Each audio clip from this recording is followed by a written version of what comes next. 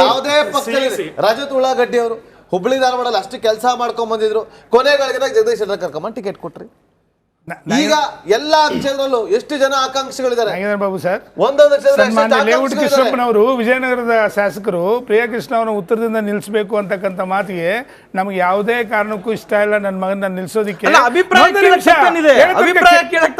ಮಾತು ಕೇಳಲಿಲ್ಲ. ನನ್ನ ಶಾಸಕರು ಮಾಡ್ತೀನಿ ಅಂತ, ಇದು ಸಚಿವರು ಮಾಡ್ತೀನಿ ಅಂತ ಅಂದ್ಬಿಟ್ಟು ನಮ್ಮನ್ನ ಸಚಿವರು ಮಾಡಿಲ್ಲ. ನಮಗೆ ಮನಸ್ಸಲ್ಲಿ ಬೇಸರ ಇದೆ ಅಂತಕ್ಕಂಥದ್ದನ್ನ ಅವ್ರು ಬೇಸರ ವ್ಯಕ್ತಪಡಿಸಿದ್ದಾರೆ. ಹಾಗಾದ್ರೆ ದುಡ್ದವ್ರಿಗೆ ಏನ್ ಮಾಡಿದ್ರಿ? ಮತ್ತೆ ಪ್ರಿಯಾ ಕೃಷ್ಣ ಅವರು ಮತ್ತೆ ಅವರ ತಂದೆ ಲೇಔಟ್ ಕೃಷ್ಣಪ್ಪ ಅವರು 1 ತಿಂಗಳ ಹಿಂದೆನೆ ಅವರು ವೆರಿ ಕ್ಲಿಯರ್ ಆಗಿ ಹೇಳಿದ್ದಾರೆ, ನಾವು ಲೋಕಸಭಾ ಚುನಾವಣೆಯಲ್ಲಿ ಅಭ್ಯರ್ಥಿಗಳಲ್ಲ.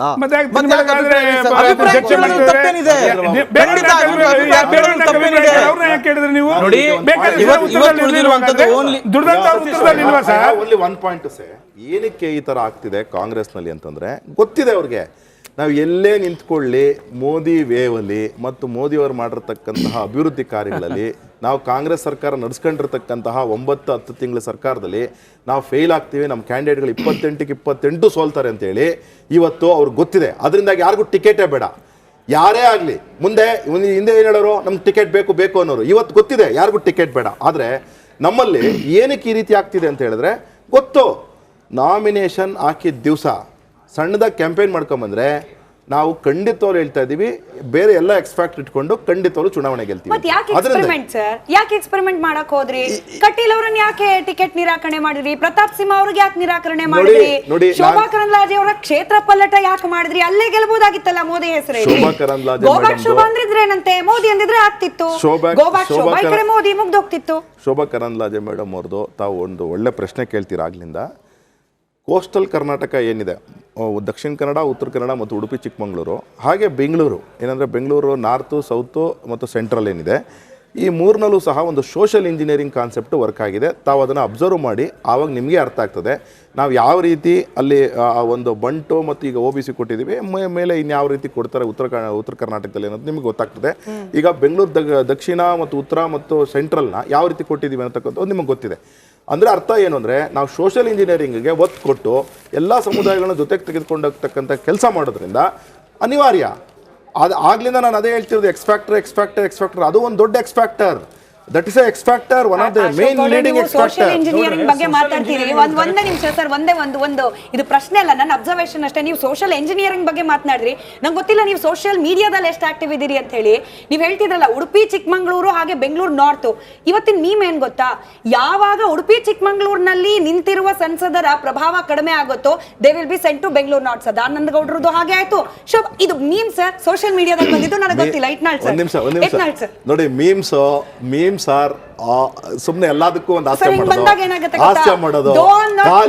ಬಿಜೆಪಿಗೆ ವೋಟ್ ಹಾಕ್ತೀನಿ ಅಂತ ಹೇಳ್ತಿಲ್ಲ, ಬಟ್ ನಾನು ಬೆಂಗಳೂರು ನಾರ್ತ್, ನಾನು ವೋಟರ್ ಸರ್, ಬೆಂಗಳೂರು ನಾರ್ತ್ ಕ್ಷೇತ್ರದ ವೋಟರ್. ಅವ್ರು ನಮ್ ಕ್ಷೇತ್ರ ಹಂಗಾದ್ರೆ ಎಲ್ಲಿ ರಿಜೆಕ್ಟ್ ಆಗಿರ್ತಾರೋ ತಗೊಂಬಂದ್ ಅವ್ರನ್ನ ನಾನು Bengaluru North voter. D B ಚಂದ್ರೇಗೌಡರು ಸದಾನಂದ ಗೌಡ್ರಿಗಿಂತ ಕ್ಯಾಂಡಿಡೇಟ್ ಬೇಕಾ ಅಥವಾ ಶೋಭಾ ಕರಂದ್ಲಾಜೆ ಮೇಡಮ್ ಅವ್ರಿಗಿಂತ ಕ್ಯಾಂಡಿಡೇಟ್ ಬೇಕಾ? ನೋಡಿ ನಮಗೂ ಸಹ ಸಿಕ್ಕಾಪಟ್ಟೆ, ನಾನು ಬೆಂಗಳೂರು ಸೌತ್ ವೋಟರ್ ಆದರೂ ಸಹ ನಾರ್ತ್ನ ಎಲ್ಲ ನೆಂಟರು ಇಷ್ಟೆಲ್ಲ ಇದ್ದಾರೆ. ಆ ರೀತಿ ಅಲ್ಲ. ನಮ್ಮಲ್ಲಿ ಏನಾಗ್ತದೆ ಅಂತಂದರೆ ಸೋಷಿಯಲ್ ಇಂಜಿನಿಯರಿಂಗ್ನ ನಾವು ಸತತವಾಗಿ ಪ್ರಾಕ್ಟೀಸ್ ಮಾಡ್ಕೊಂಡು ಬರ್ತಾ ಇದ್ದೀವಿ.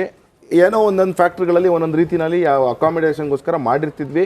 ಈಗ we are seriously concentrating on that.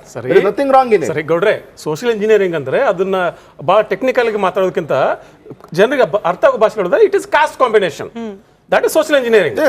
ಈ ಕಾಸ್ಟ್ ಕಾಂಬಿನೇಷನ್ ನೀವು ಅಲ್ಲಿ ಮಾಡಬೇಕಾದ್ರೆ ಈಗ ಅಲ್ಲಿ ಏನು ಬದಲಾಗಿದೆ ಉಡುಪಿ ಚಿಕ್ಕಮಗಳೂರಲ್ಲಿ, that you have to shift somewhere else. ಅಲ್ಲಿ ಏನು ಬದಲಾಗಿದೆ? Caste metrics are same. ಅಲ್ಲ ಕಾಸ್ಟ್ ಮೆಟ್ರಿಕ್ಸ್ ಸೇಮ್ ಅಲ್ಲ. ಒಂದು OBC ಕೊಡ್ಬೇಕಿತ್ತು, ಯಾಕಂದ್ರೆ ಇಲ್ಲಿ ಬಂಟಕ್ಕೆ ಕೊಟ್ಮೇಲೆ ಇಲ್ಲಿ ಅಪ್ಪರ್ OBC ಕೊಟ್ಮೇಲೆ ಇನ್ನೊಂದು OBC ಕೊಡಬೇಕು, ಆಮೇಲೆ ಇನ್ನೊಂದು ಸಮುದಾಯಕ್ಕೆ ಇನ್ನೊಂದು ಕೊಡಬೇಕು. ಆ ರೀತಿನೇ it is not. Then it is not actually caste combination. It is just ನೀವು ಕ್ಷೇತ್ರಗಳ ನಾನಾಗ್ಲಿ ಕೇಳೋ ಪ್ರಶ್ನೆ ಏನು ಅಂದ್ರೆ, let me complete the question. ಏನು ಅಂದ್ರೆ ಗೋ ಬ್ಯಾಕ್ ಶೋಭಾ ಅಂತ ಕ್ಯಾಂಪೇನ್ ನಡೀತಲ್ಲ ಉಡುಪಿ ಚಿಕ್ಕಮಗಳೂರಲ್ಲಿ, ಆ ಕ್ಯಾಂಪೇನಿಗೂ ಮತ್ತು ಶೋಭಾ ಕರಂದ್ಲಾಜೆ ಬೆಂಗಳೂರು ಉತ್ತರಕ್ಕೆ ಬರೋದಕ್ಕೂ ಏನು ಸಂಬಂಧ ಇಲ್ವೇ ಇಲ್ವಾ? ನೋಡಿ, ಯಾರೋ ಒಂದು 4-5 ಜನ ಬಂದ್ಮೇಲೆ campaign ಅಲ್ಲಿ ಶುರುವಾಗಿದೆ. ಬಸವರಾಜ್ 4-5 ಜನ ಯಾರೋ ಒಂದಷ್ಟು ಜನ ಅಸಮಾಧಾನಗೊಂಡಿರ್ತಾರೆ. ನಾವು ಅವ್ರು ಯಾವುದೇ ನಿಪಕ್ಷದ ಕಾರ್ಯಕರ್ತರು ಸರ್, ಇದ್ದಾರೆ. ಯಾರು ಅಲ್ಲ.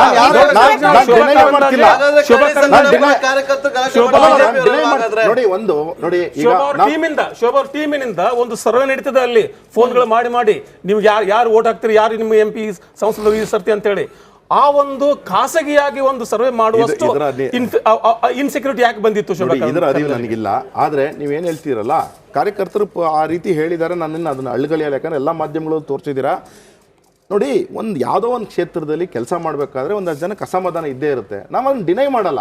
ಅಸಮಾಧಾನ ಇದ್ದಕ್ಕೆ ಅವರು ಒಂದು 4 ಜನ ಪ್ರೊಟೆಸ್ಟ್ ಮಾಡಿಬಿಟ್ರು ಅಂದಿದ್ದಕ್ಕೆ ಇಡೀ ಕ್ಷೇತ್ರನೇ ಅವ್ರ ವಿರೋಧ ಇದೆ ಅಂತ ಅಲ್ಲ. ವಿಚಾರ ವೆರಿ ಸಿಂಪಲ್. ಅವರು ಕೆಲಸ ಮಾಡಿದ್ದಾರೆ, ಕಟೀಲ್ರು ಕೆಲಸ ಮಾಡಿದ್ದಾರೆ, ಪ್ರತಾಪ್ ಸಿಂಹ ಅವರು ಕೆಲಸ ಮಾಡಿದ್ದಾರೆ. ಈಗ ಯಾರಿಗೋ ಒಬ್ರು ಟಿಕೆಟ್ ಕೊಟ್ಟಿಲ್ಲ ಅಂತ ಹೇಳಿ, ಬಸವರಾಜ್ ಅವರೇ ಆಗಲಿ ಉದಾಸಿ ಅವರಲ್ಲಿ ಟಿಕೆಟ್ ಕೊಟ್ಟಿಲ್ಲ ಅಂತ ಹೇಳಿ ಕೆಲಸ ಮಾಡಿಲ್ಲ ಅಂತಲ್ಲ, ಕೆಲಸ ಮಾಡಿದ್ದಾರೆ. ಅದರ ಅರ್ಥ ಏನು ಅಂದ್ರೆ ನಮಗೆ ಬೇರೆ ಪಕ್ಷ ಯಾರಿಗೆ ಟಿಕೆಟ್ ನಿರಾಕರಿಸಿದಿರಿ, ಯಾವ ಕಾರಣ, ಯಾವ ಅನರ್ಹತೆ ಬಂತು ಸಡನ್ ಆಗಿ? ಮೊದಲನೇ ಪ್ರಶ್ನೆ. ಎರಡನೇ ಪ್ರಶ್ನೆ, ಅವ್ರ ಬದಲಾಗಿ ಯಾರಿಗೆ ಟಿಕೆಟ್ ಕೊಟ್ಟಿದ್ರಿ, ಅವ್ರಿಗೆ ಏನು ಹೊಸ ಅರ್ಹತೆ ಇದೆ? ಫಾರ್ ಎಕ್ಸಾಂಪಲ್ ಒಡೆಯರ್ ಸಿದ್ದೇಶ್ವರ ಅವರ ಪತ್ನಿ. ಒಡೆಯರ್ ಅವ್ರದ್ದು ಒಳ್ಳೆ ಪ್ರಶ್ನೆ, ನಾನು ಕೇಳ್ತೀನಿ. ಒಡೆಯರ್ ಅವ್ರದ್ದು ಉತ್ತರ ಒಮ್ಮಿಂದೊಮ್ಮೆಲೆ ಯಾಕೆ ಅರ್ಹತೆ ಬಂತು? ಇಲ್ಲಿ ಹಿಂದಿನ ಒಡೆಯರ್ ಅವ್ರದ್ದು ತುಂಬಾ ಒಳ್ಳೆ ಪ್ರಶ್ನೆ. ಅಲ್ಲ, ಒಂದೇ ನಿಮಿಷ, ನಾನು ಒಡೆಯರ್ ಅವ್ರದ್ದು ಮಾತಾಡ್ಬಿಡ್ತೀನಿ. ಒಡೆಯರ್ ಅವ್ರದ್ದು ನೋಡಿ, ಅವ್ರಿಗೆ ಇರ್ತಕ್ಕಂತಹ ಎನ್ವೈರನ್ಮೆಂಟಲ್ ಕಾಳಜಿ ಇರ್ಬೋದು ಅಥವಾ ಸಾಮಾಜಿಕ ಕಾಳಜಿ ಇರ್ಬೋದು, ಇನ್ ಸ್ಪೆಸಿಫಿಕ್ ಒಡೆಯರ್ ಕುಟುಂಬಕ್ಕೆ ಪ್ಲಸ್ ಯದುವೀರ್ ಒಡೆಯರ್ಗೆ ತುಂಬಾ ಇದೆ. ಅವ್ರು ನಡೆಸ್ತಿರ್ತಕ್ಕಂಥ NGO ಇರ್ಬೋದು, ಅವ್ರು ಕೃಷಿನಲ್ಲಿ ಮಾಡ್ತಿರ್ತಕ್ಕಂಥ ಚಟುವಟಿಕೆಗಳಿರ್ಬೋದು, ಇವೆಲ್ಲ ಸಹ ದೊಡ್ಡ ಕೆಲಸ ಇದೆ. ಶಿವಾಲಯ ಮಾಡುವರಯ್ಯ ಇವಾಗ ಡಿಕ್ಲೇರ್ಡ್ ಒಂದ್ ನಿಮಿಷ ಸ್ಮಿತಾ, ಉಳ್ಳುವವರು 1750 ಕೋಟಿ ಡಿಕ್ಲೇರ್ ಮಾಡ್ಕೊಂಡು 30,000 ಕೋಟಿ ಆಸ್ತಿ ಅಂತ ಹೇಳ್ತಾರೆ. ಇನ್ನೊಬ್ರದ್ದು ಯಾರು ಹೇಳ್ತಾರೆ 300 ಕೋಟಿ ಡಿಕ್ಲೇರ್ ಮಾಡ್ಕೊಂಡು 50,000 ಕೋಟಿ ಅಂತ ಹೇಳ್ತಾರೆ. ಅವ್ರು ಎಷ್ಟು ಶಿವಾಲಯ ಮಾಡೋರು ಹೇಳಿ? ನಾನು ಯಾರ ಬಗ್ಗೆ ಹೇಳಿದೆ ಅಂತ ನಿಮ್ಗೆ ಗೊತ್ತಾಯ್ತು? ಒಂದು ನಿಮಿಷ. ಇಟ್ನಾಳ್ ಅವರು ತಾವು ಕೂಡ ಅನೇಕ ಸಂದರ್ಭಗಳಲ್ಲಿ ಕೆಲವು ವಿಚಾರಗಳನ್ನು ಸ್ಪಷ್ಟವಾಗಿ ಮಾತಾಡಿದ್ದೀರಾ. ನಮಗೆ ಕೆಲವು ಮಾನದಂಡಗಳು ಕೂಡ ಪಕ್ಷಗಳಲ್ಲಿ ಇರುತ್ತೆ. ನಿಮಗೆ ಗೊತ್ತಿದೆ, ಸೀನಿಯಾರಿಟಿ, ಜಾತಿ ಮತ್ತು ಅವರ ಒಂದು ಎಕ್ಸ್ಪೀರಿಯನ್ಸು, ಆ ಒಂದು ಜಿಲ್ಲೆಗಳಲ್ಲಿ ಅವ್ರಿಗಿರ್ತಕ್ಕಂಥ ಪ್ರಾಬಲ್ಯ ಇಂಥವು ಕೂಡ. ಉದಾಹರಣೆಗೆ ಇವಾಗ BJP ಅವರನ್ನ 20 ಸೀಟು ಹಂಚಿಕೆ ಮಾಡಿದ್ದಾರೆ. 8 ಲಿಂಗಾಯತರು ಕೊಟ್ಟಿದ್ದಾರೆ, SC STಗೆ 4 ಕೊಟ್ಟಿದ್ದಾರೆ, ಬ್ರಾಹ್ಮಣರು 2 ಕೊಟ್ಟಿದ್ದಾರೆ, OBC ಒಂದು ನಿಮಿಷ ಆಗಿದೆ, ನಾನು ಹೇಳ್ತಿದ್ದೀನಿ.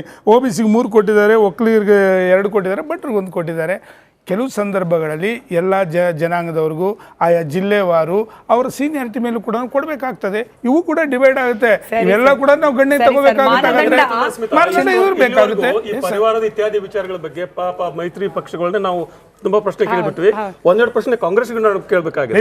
ಸರ್, ಇನ್ನು ಸಮಯ ತುಂಬಾ ಇದೆ, ಇನ್ನ ಚುನಾವಣೆಗೆ ಸಮಯ. ಬಟ್ ಇವತ್ತಿನ ಡಿಬೇಟಿಗೆ ಸಮಯ ಇದ್ದದಷ್ಟೇ. ಮಾನದಂಡ ಏನೇ ಇದ್ರೂ ಕೂಡ ಅಲ್ಟಿಮೇಟ್ಲಿ ಗೆಲುವು ಮಾನದಂಡ ಅನ್ನೋದು ಎಲ್ಲಾ ಪಕ್ಷಗಳು ಒಪ್ಪೋದೆ. ಆದ್ರೆ ಗೆಲುವಿನ ಮಾನದಂಡದಲ್ಲೂ ಕೂಡ ಒಂದಷ್ಟು ನನ್ನ ಪರವಾಗಿ ಜಾಸ್ತಿ ಇರ್ಲಿ ಅನ್ನೋ ರೀತಿಯಲ್ಲಿ ಯಾರೋ ಒಬ್ರೋ ಇಬ್ರೋ ನಾಯಕರು ಮುಂದಾಗ್ಬಿಟ್ಟಾಗ ಇಂಥ ಪ್ರಶ್ನೆಗಳು ಇವತ್ತು ಯಡಿಯೂರಪ್ಪನವ್ರನ್ನ ಪ್ರಶ್ನೆ ಮಾಡ್ತಾ ಇರಬಹುದು. ನಾಳೆ ದಿನ ಕಾಂಗ್ರೆಸ್ನ ಟಿಕೆಟ್ ಅನೌನ್ಸ್ ಆದಾಗ ಅಲ್ಲಿ ಯಾರನ್ನ ಪ್ರಶ್ನೆ ಮಾಡೋ ಸಂದರ್ಭ ಬರುತ್ತೆ. ಇದೇ ವೇದಿಕೆಯಲ್ಲಿ ಆ ಸಂದರ್ಭಕ್ಕೋಸ್ಕರ ಕಾಯ್ತಾ ಇರಿ. ಧನ್ಯವಾದ ಇವತ್ತಿನ ಚರ್ಚೆಯಲ್ಲಿ ಭಾಗಿಯಾಗಿದ್ದಕ್ಕೆ. ನೋಡ್ತಾ ಇರಿ ರಿಪಬ್ಲಿಕ್ ಕನ್ನಡ, ಇದು ನಿಮ್ಮ ಧ್ವನಿ.